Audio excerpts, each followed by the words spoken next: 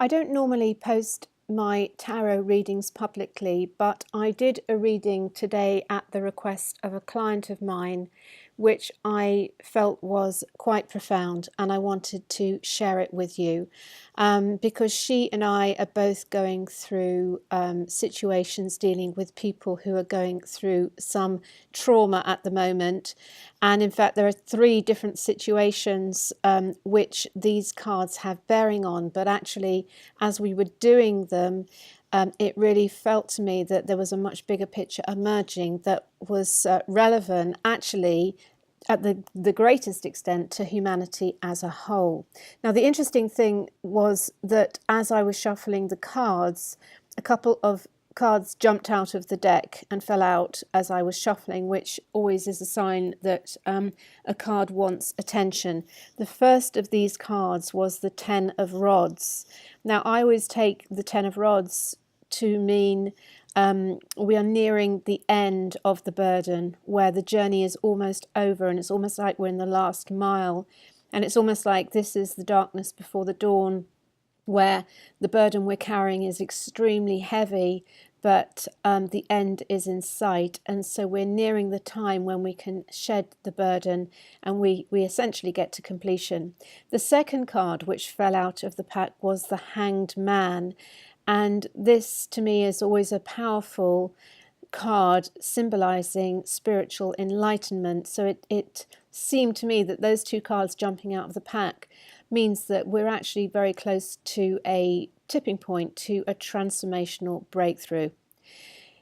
Now, the central card in the main reading, which I then drew, this is the Tower of Destruction. And certainly this card symbolizes the three people that we are both personally involved in who are going through extreme trauma at the moment and very difficult situations. And I know that there's been a lot of astrological energy this week with the Grand Cross, and it's very challenging energy. And so this card, the Tower of Destruction, seemed to symbolize that we are at a kind of collective breaking point where everything that needs to be healed, all of the darkness, is coming up, and it's creating a lot of drama and a lot of chaos. But it's stuff that needs to be looked at finally once and for all. We need to look in the darkness and we need to transform it. Now, the card that's blocking that came out is another powerful card, which is the Judgment card. And this to me always represents the card of revelation, the Judgment card in the Bible, which is where the decision is made, have you lived a good life, or would you be condemned to hell forever? And not that I'm suggesting that there is a heaven and hell, but certainly I think that there is a personal heaven and a personal hell, and that transmutation out of that personal darkness into the light is a real key theme at the moment. So it felt to me, having that card blocking the Tower, really felt that it's kind of the judgment day has come, but for some people, if they're not prepared to surrender to that and to look at the darkness, that could be their doom. Now, then I drew the next two cards, which is the card above these two and the card below them, which to me always represent the kind of crown chakra and the base chakra. And here we have got the Two of Rods sitting at the kind of crown chakra. So what's above the issue? And the Two of Rods to me is spiritual potential. He's holding the whole world in his hands, and it's like the future of humanity. And we have a huge amount of power in our hands, within our grasp. And then at the base of these cards, at the base chakra position, is the Queen of Pentacles, which is very much about the material realm, very much about money and materialism. And these two, interestingly, tie up with the product I'm creating at the moment, which is Affluence 2015, which is all about the link between spirituality and money. And I certainly know from other work that I've done and work on the Melchizedek energy, which incidentally the colour is magenta, and I thank Moira Bush for these insights. It is a mix of that material realm base chakra, which is all about material realm, about money, which is the red base chakra, and the third eye, the purple third eye chakra. So that purple and red mixed to make magenta. So those were two interesting cards which kind of symbolize the energy that is around this conflict and this struggle which is going on at the moment. Now the cards either side, which are the Page of Rods and the Star, represent what we're coming from and what we're going towards. And to me, these are two, again, very interesting cards, that we're sort of coming from this place of just beginning to have spiritual awareness. The Page of Rods, wands are all about spirituality. The page is a naive young boy.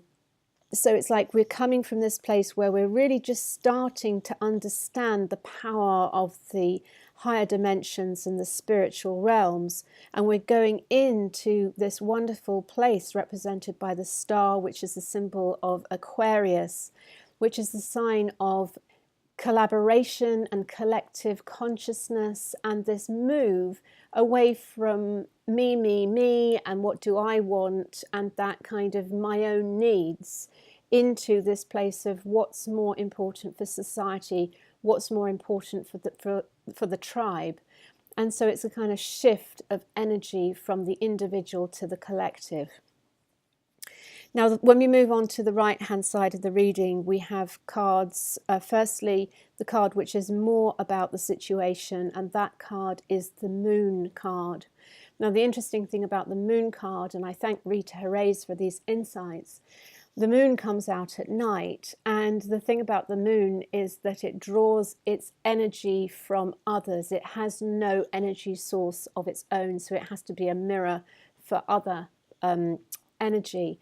And so this card really felt like it was symbolizing that kind of need, and particularly as we've just come through this full moon, that kind of lunacy where we're drawing energy and sucking energy from wherever we can to get our power.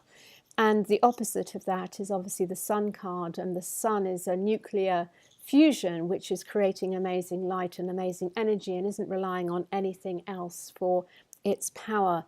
So that Moon card energy really symbolizes this kind of needy energy which is pulling in as much energy from everything around it as it possibly can. We've then got the next card, which is the environment of the question, and this is the Seven of Cups, and I really love this card, and to me it's a card which symbolizes that everything is possible, that we live in an abundant universe where we can manifest anything that we want to. The Seven of Cups, though, is that this is still stuff that's in the vortex, so it hasn't actually been landed into the material realm yet, but it is all there for within our grasp and for our taking if we align ourselves to it.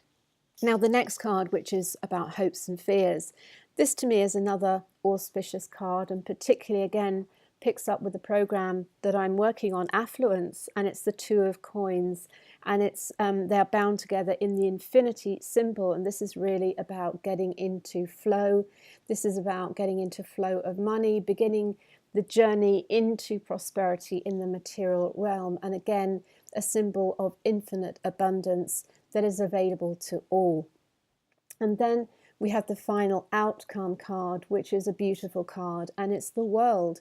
It's the final card of the major arcana, symbolized by the number 21. And interestingly, we had the Hanged Man earlier, which is card number 12, and 12 moving to 21, very symbolic of the 21-12-12 winter solstice a couple of years ago, where there was a huge shift in the energy of the planet. So this card really symbolized that there is the potential here for a really magnificent, beautiful outcome, not just on an individual level, but for humanity as a whole. I then looked at the bottom card of the pack, which I always tend to see as a bit of a bonus card. What is the card on the bottom of the tarot deck, which is left over? And this is the Knight of Pentacles, which is absolutely symbolic of Knights Templar, Christ consciousness energy, about this Holy Grail, Mary Magdalene, Cathar, Christ consciousness energy, which is sweeping through, and I'm seeing it in all areas at the current time, which I also took to be a really beneficial card. So the reason I wanted to do this reading and to make it public is that I think there are tremendous lessons to be had from this reading for us all, which is about how do we deal with the trauma currently going on in our life. Because if we can transmute this trauma, if we can look into the darkness, and if we can see the light, and if we can meet this trauma with love and healing energy, then we will move into this wonderful place of possibility, of abundance, of hope, of unity, of collective consciousness, and ultimately we will get to completion. We will get to that beautiful card which symbolizes the world. So I hope that reading has been meaningful and powerful for you, and I really did want to share it.